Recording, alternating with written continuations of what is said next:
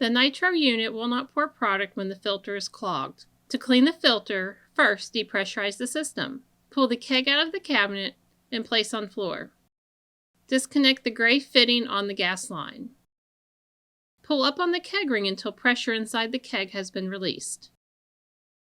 Disconnect the black fitting on the product line. Carefully remove the filter assembly, as it may be filled with product. Pull filter out of the filter cup and take to a sink. The filter may look clean, however the small windows in the filter may be clogged with product or coffee grounds. Using a brush, start cleaning the inside of the filter first, followed by cleaning the outside. If filter has not been cleaned for a while, replace the filter as it may not be easily cleaned. Reinsert the filter into the filter cup and reinstall into the unit.